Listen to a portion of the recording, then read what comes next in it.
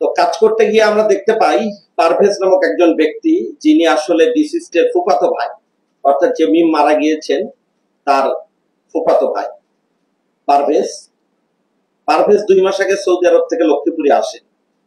গত 2 মাস যাবৎ পারভেজের প্রচন্ড টাকার অভাব ছিল, কারণ তার একদিকে এনজিও থেকে নেওয়া লোন ছিল, আরেকদিকে পারভেজের ব্যাংকে যে টাকা ছিল সেটা সে তুলতে পারছিল না।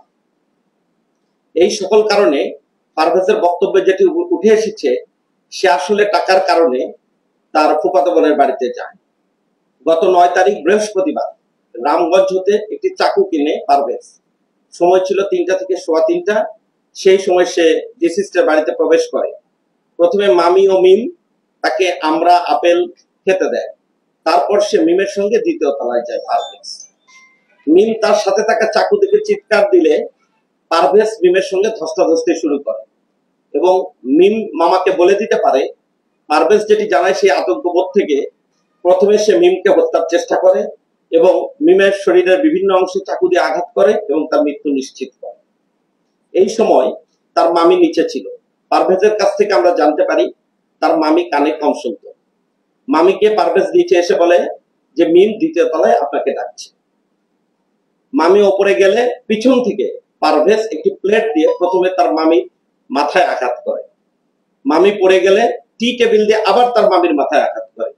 মৃত্যু নিশ্চিত করার জন্য মামির ঘাড়ে ও গলায় সে চাকু দিয়ে আঘাত করে।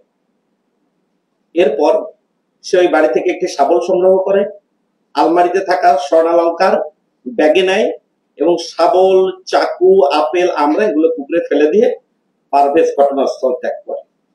এবং এখানে মিমের যে মা জুলেখা বেগম, তার কানে থাকা স্বর্ণের দুলো পারভেজ নিয়ে নেয়।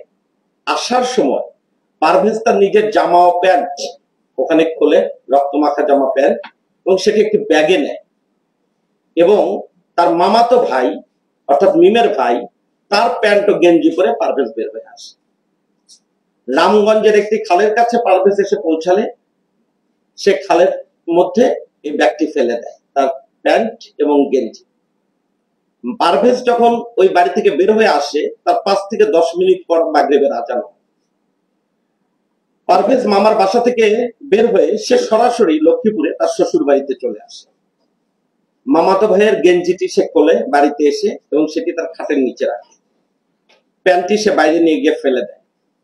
পরবর্তীতে লক্ষ্মীপুরে ওই দিন সন্ধ্যার সময় লক্ষ্মীপুরের একটি দোকানে কিছু স্বর্ণ বিক্রি করে এবং লক্ষ্মীপুরের আরেকটি দোকানে সে 2-1 দিন পরে স্বর্ণ বিক্রি করে। বাকি স্বর্ণালংকার নিয়ে পারভেজ ঢাকার উদ্দেশ্যে রওনা দেয় এবং ঢাকার তুরাগ থানায় একটি গ্যারেজ থেকে পারভেজকে 6 ভরি 4 আনা স্বর্ণ সহ লক্ষ্মীপুর জেলার ডিবি পুলিশ গ্রেফতার করে। হত্যাকাণ্ডটি 9 তারিখে সংঘটিত হওয়ার পর থেকে আমি পূর্বেই বলেছি আমাদের জেলা পুলিশ যে প্রক্রিয়ায় কাজটি করেছে সেভাবে কাজটি চলতে থাকে। ডিবির একটি স্পেশাল টিম আসামি পারভেজকে 16 তারিখে তুরাগ থানাধীন মনিরের গ্যারেজ থেকে 11:30টার সময় গ্রেফতার করে।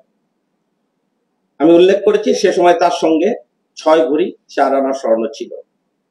আমরা স্বর্ণ নিয়ে এসেছি, স্বর্ণ যাচাই করেছি, ডিসিস্টের শরীরের স্বর্ণের সঙ্গে সেটাকে আমরা ম্যাচ করেছি। এরপরে পারভেজকে যখন জিজ্ঞাসাবাদ করি এই হত্যাকাণ্ডের সঙ্গে তার সম্পৃক্ততার কথা সে সম্পূর্ণরূপে স্বীকার করে এবং পারভেজের দেখানো মতে তার নিজের গেঞ্জি ও প্যান্ট সেই রামগঞ্জের খাল থেকে আমরা গত রাতে উদ্ধার করি এবং তারই দেখানো মতে তার মামাতো ভাইয়ের সেই গেঞ্জি সেটি আমরা পারভেজের শ্বশুর বাড়ি থেকে উদ্ধার করি এবং লক্ষ্মীপুরের যে 2টি দোকান থেকে তারা স্বর্ণালংকার বিক্রি করেছিল সেই স্বর্ণালংকার আমরা উদ্ধার করি। পারভেজের সাথে কথোপকথনে বা জিজ্ঞাসাবাদে পারভেজ যে তথ্যটি দিয়েছে সেটি হলো তার মূল উদ্দেশ্য ছিল তার মামার বাড়িতে গিয়ে ভয় দেখিয়ে স্বর্ণালংকার নেয়া, কিন্তু যখন সে বুঝতে পারে যে বিষয়টি তার মামা জেনে যাবে তখন সে হত্যার পরিকল্পনা করে এবং পুরো প্রক্রিয়াতে পর্যায়ক্রমে সে দুজনকে হত্যা করে স্বর্ণালংকার নিয়ে ঘটনাস্থল ত্যাগ করে। এখন যদি আপনাদের কারো কোনো প্রশ্ন থাকে। আমরা উদ্ধার করেছি 6 ভরি 4 আনা ঢাকা থেকে, আর এখান থেকে 1 ভরি 7 ভরি 4 আনা স্বর্ণ উদ্ধার করা হয়েছে।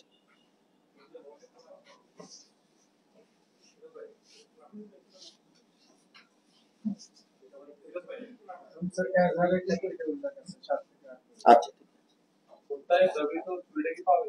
হত্যায় ব্যবহৃত ছুরির একটা অংশ আমরা ওই দিনই পেয়েছি, আর বাকি চাকুর একটি অংশ, ছুরি না চাকুর একটি অংশ পুকুরে তো শাবল এবং চাকি সে ফেলে দিয়েছে, আমাদের কাছে স্বীকার করেছে।